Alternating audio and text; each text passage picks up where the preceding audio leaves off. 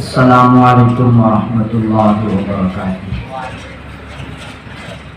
الحمد للہ وحدہ والصلاة والسلام علی من لا نبی بعدہ۔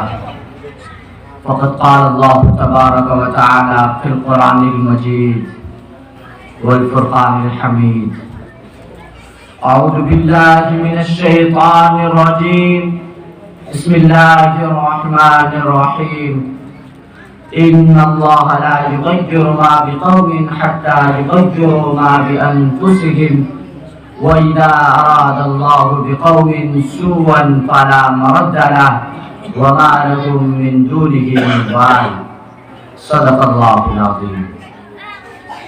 خدا نے آج تک اس قوم کی حالت نہیں بدلی، خدا نے آج تک اس قوم کی حالت نہیں بدلی، نہ ہو اس کو خیال خود اپنی حالت بدلنے کا۔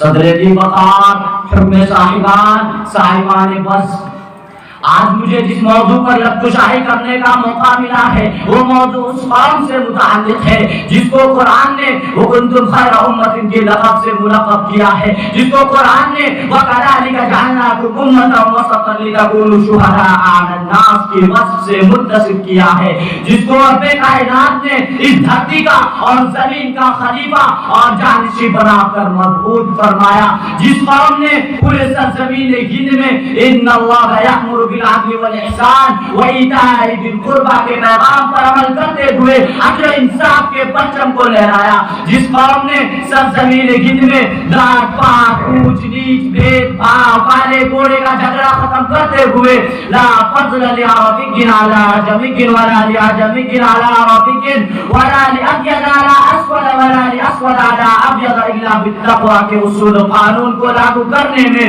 پوری کوششیں صرف کر دی، جس قوم نے من کے کالے اور تن کے گورے کی حکومت کو جڑ سے اکھاڑ پھینکنے کے لیے اپنی بیویوں کو بیوہ اور بچوں کو یتیم بنایا، جس قوم نے 1947 سے پہلے غلامان ہندوستان کو آزادی کا پروانہ دلانے کے لیے اس سرزمین کو اپنے خونوں سے رنگین کیا، وہ قوم ہندوستانی مسلم قوم ہے۔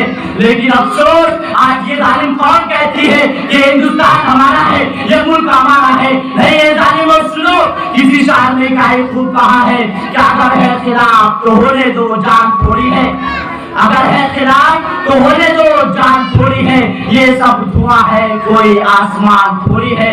ارے سبھی کا خون ہے شامل یہاں کی مٹی میں، ارے سبھی کا خون ہے شامل یہاں کی مٹی میں، اے ظالم سوچ تمہارے باپ کا یہ ہندوستان تھوڑی ہے۔ لیکن افسوس آج اسی قوم کے تمام ماضی کی قربانیوں کو فراموش کیا جا رہا ہے، ان کے آبا و اجداد کو زندہ جاوید کے نقوش کو تاریخ کی کتابوں سے مٹایا جا رہا ہے، ان کے اکابرین اور شکوتوں کو مختلف اور برے القاب سے ملقب کیا جا رہا ہے، آج اس کی داستان پاریاں کو خونی بنا کر پیش کیا جا رہا ہے، آج ان کے مجاہدین کو ملک کا غدار اور دیش چروئی کی شکل دی جا رہی ہے، آج اس کی ماضی کی تمام قربانیوں کو فراموش کیا جا رہا ہے۔ جن مساجد میں سر ٹیک ٹیک کر ملک کی آزادی کے خواب کو شرمندہ تعبیر کیا گیا تھا، آج انہی مساجد میں تالے لگائے جا رہے ہیں۔ جن مدارس و مکاتب کے نوجوانوں نے ملک کی آزادی کے خاطر پھانسی کے پھندے کو چوما تھا، آج انہی مدارس و مکاتب کو دہشت گردی کا اڈہ قرار دیا جاتا ہے۔ جس سرزمین کو خون و جگر سے سینچا گیا تھا، آج وہی سرزمین تک دامنی کی شکایت کر رہی ہے۔ اے سرزمین، میں تجھ سے پوچھتا ہوں کہ بالا کوٹ کی میدان کی پیاس کو سے بجھانے والی قوم کون تھی؟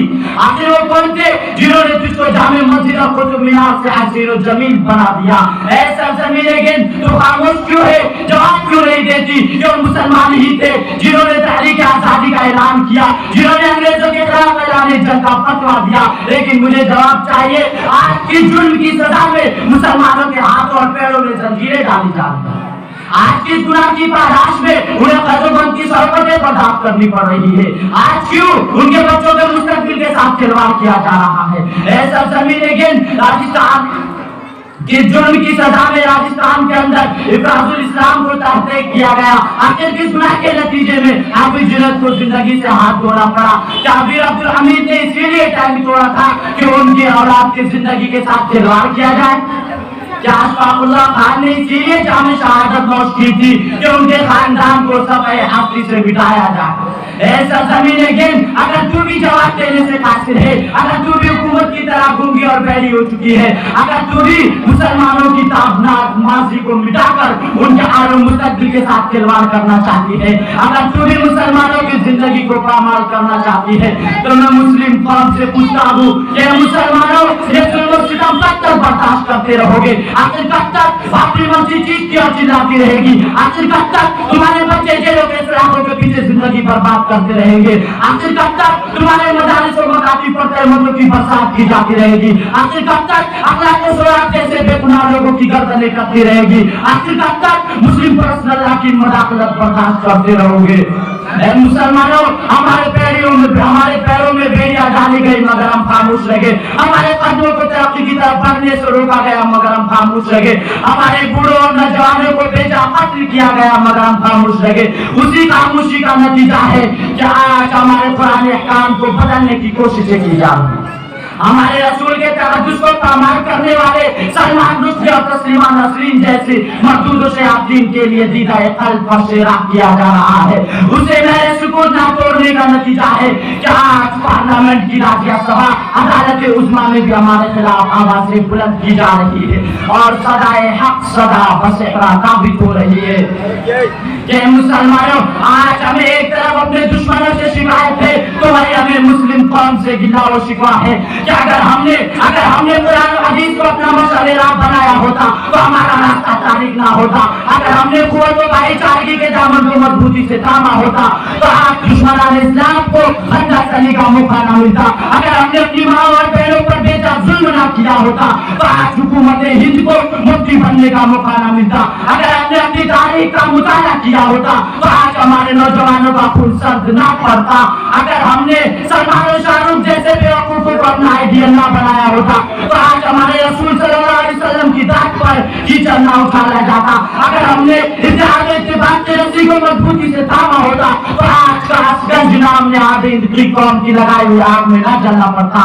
मुझे इस तरह से लोहाई पर माफ किया जाए, लेकिन मुसलमानों, अगर हमने अपने घरों में टीवी और रेडियो का इस्तेमाल ना किया होता तो आज दुश्मनों को कुरान की बेहुरमती का मौका ना मिलता।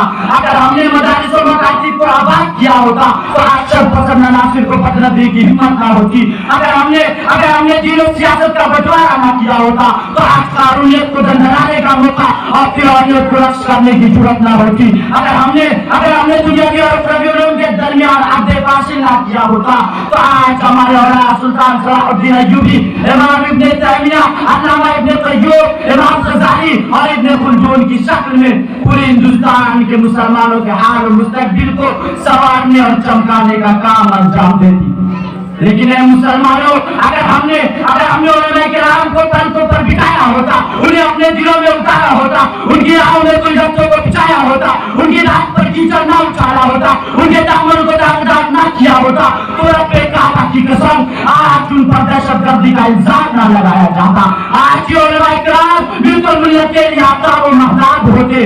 आज उनके खिलाफ और गुंडा का दुश्मनों को मौका ना मिलता।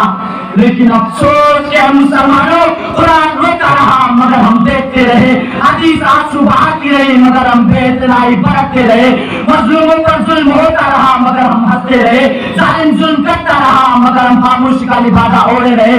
जबकि हदीस पुकार रही है, मन रआ मिनकुम मुनकरन फल्युग़य्यिरहु बियदिही फ़इन लम यस्तती फ़बिलिसानिही वइन लम यस्तती फ़बिक़ल्बिही। कुरान पुकार रहा है, वअक़ीमुल वज़्न बिल-क़िस्ति वला तुख़्सिरुल मीज़ान। कि मुसलमानों, आज ये मुसलमान जिन हालात का सामना कर रहे हैं वो बड़े मुनाक और दर्दनाक है। आज उन्हें गुलामी और महकूमी, पसमानदगी और दर्दमानदगी, इंतजार और खरपुचार, दिल्लत और नफ़रत का सामना करना पड़ रहा है। और जब वो रात से सदा आ रही है कि कल कौन थे आज क्या हो गए हम, कि कल कौन थे आज क्या हो गए हम, अभी जागते थे अभी सो गए हम। और सिर्फ इसी वजह से किसी शायर ने इसको यूं कहा है कि गवाती हमने जो असलाफ से मीरास पाई थी, गवाती हमने जो असलाफ से मीरास पाई थी, सुरैया से जमीन पर आसमान ने हमको दे मारा। ए मुसलमानों, किन किन जख्मों को दिखाओ, किन किन नजरों का तस्करा करो, किनके सामने अपने दर्द दिल का इजहार करो। अगर एक तरफ गिराने वतन हमारे दिलों को मिसमार करना चाहते हैं, तो वहीं दूसरी तरफ हम इख्तिलाफी मसाइल में फंस कर अपने तारीख को करने में लगे। और मार देंगे।